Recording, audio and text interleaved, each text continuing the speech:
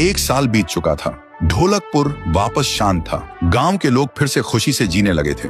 हर पूर्णिमा को लोग एक दिया जलाकर ठुन ठुन ठुन साहुर को याद करते थे। पर एक रात कुछ ऐसा हुआ जो फिर से सब कुछ बदल के रख दिया। लाशें फिर से मिलने लगी। हर 2 दिन बाद किसी न किसी के घर के सामने एक कटी हुई लाश पड़ी होती। गांव फिर से कांप उठा। एक दिन सब लोग महाराज के पास पहुंचते हैं और रो रो कर गांव की घटनाओं के बारे में बताते हैं। रात को महाराज 2 सेनापतियों से कहते हैं, जाओ और खोजो इस कांड के पीछे कौन है। लेकिन सुबह सिर्फ उनकी लाशें लौट कर आईं। एक का सिर था ही नहीं, दूसरे के पैर कट चुके थे।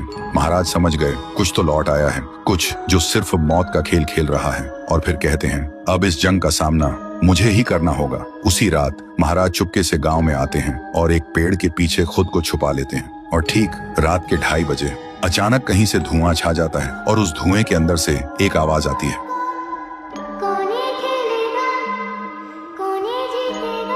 और फिर धुएं के बीच से निकलती है एक गुड़िया, गोल आंखें, एक बेजान सी मुस्कान, लेकिन चेहरा मौत का पैगाम।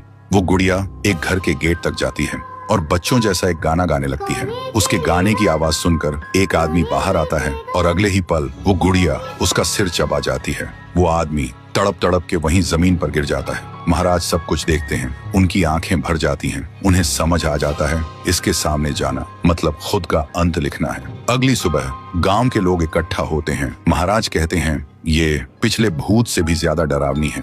इसे सिर्फ वही हरा सकता है जो मौत को पहले ही हरा चुका है। और फिर एक पूर्णिमा की रात सब लोग दिया जलाकर पुकारते हैं, आप वापस आइए, आपके बिना ये गांव जिंदा तो है पर जीने जैसा नहीं। तभी एक आवाज गूंजती है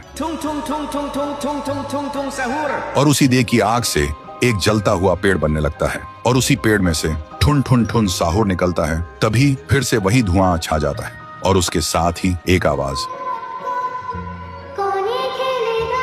सब लोग घुटनों के बल गिर जाते हैं और कांपती आवाज में बोलते हैं, हमें बचाइए, वो आ गई है। ठुन ठुन ठुन साहुर एक जोरदार जंप करता है और सीधा उस धुएं में घुस जाता है और शुरू होती है एक आखिरी जंग। ठुन ठुन ठुन साहुर और गुड़िया की। जमीन कांपने लगती है, आसमान से बिजली गिरती है और जब धुआं हटता है तो दिखाई देता है गुड़िया बिखर चुकी थी। हाथ अलग, सिर अलग, पैर अलग। और तब से गांव में फिर से एक नई सुबह हुई। महाराज मुस्कुराए, गांव वाले जीने लगे और उस दिन के बाद ठुन ठुन ठुन साहुर सिर्फ एक भूत नहीं रहा, गांव का रक्षक बन गया। लेकिन उसी रात कुछ ऐसा हुआ जो किसी को भी पता नहीं चला। गुड़िया का सिर, हाथ, पैर अपने आप जुड़ने लगे थे और फिर वो वहां से चली गई। तो दोस्तों, अगर आप देखना चाहते हैं पीहू वर्सेस गुड़िया तो इस वीडियो को 1 लाख लाइक्स तक पहुंचा दो।